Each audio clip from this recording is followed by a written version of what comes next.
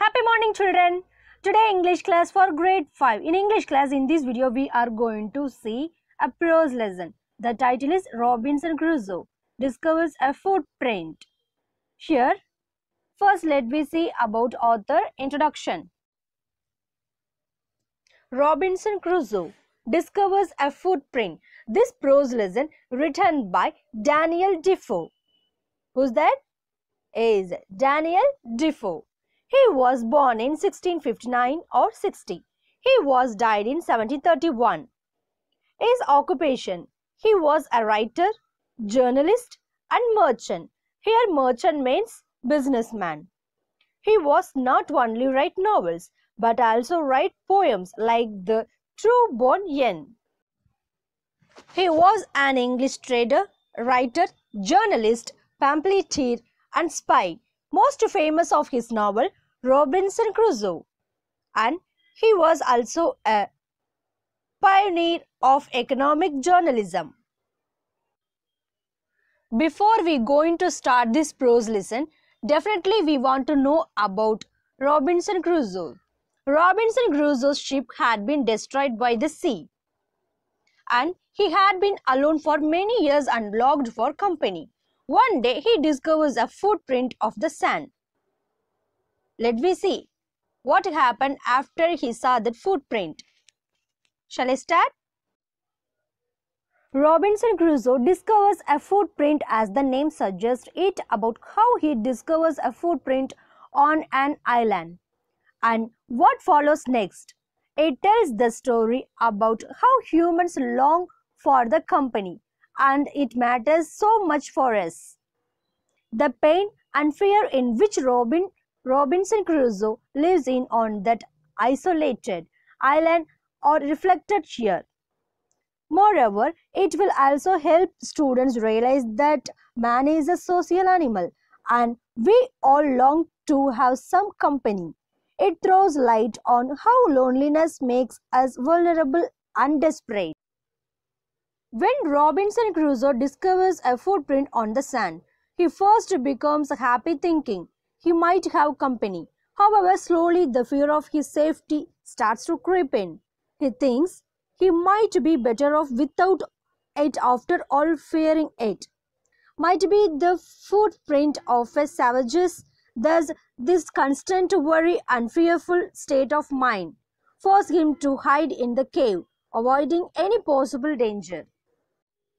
Next, let me see the detailed summary of the prose lesson, Robinson Crusoe. One day, when he was going towards his boat, he was surprised to see the footprint of a man on the sand. He amazed. He listened. After that, he looked around him, but he could neither hear nor see anything. After that, he went up higher to look down. Then he went up and down the shore, but it was waste. He could find no other footprint except that one. He went to it again to see if there were any more footprints and to tell if it had been his imagination. But he was not mistaken, for there was exactly the footprint of a foot. What is that? Toes, heel, every part of a foot is that human being foot. He could not imagine, but how it came there? So he stayed a long time unthinking, but it was waste. Totally he became confused. At last he returned home with frightened, looking behind him after every 2 or 3 steps, mistaking every bush and tree to be a man. Also he imagining like a bush and trees are like a human being. So he was full of fear. Then he ran inside the cave, here, which is called his castle, that is cave, as if he was being chased. He didn't sleep that full night. Again and again he was thinking only about that footprint, what he had seen in that sand. And then he thought it could be one of the savages of the mainland who had wandered out to the sea in a small boat and would soon return with others to kill and eat him. So he lay fearful for many days and prayed for his protection. In doing so, he was much comforted. And also he started to going out and investigate about that footprint. But even now, he has some little bit of that fear. So he went forward. He looked behind him frequently because still now he was feeling fear. However, as he went about for 2 or 3 days and saw nothing, he became a little bolder. He decided to go down to the shore again and examine the footprint one more time. He decided to measure it with his own footmark, so that he came closer to the footprint. After that, he realized that it could not be his footprint because he had not come to this part of the beach since a long time. Secondly, he placed his foot alongside that footprint. It seemed larger than his own. His fear returned again, and also he went home, believing that there was someone there in that island. So the island was inhabited. The story of Robinson Crusoe discovers a footprint that teaches us a great deal about human behavior.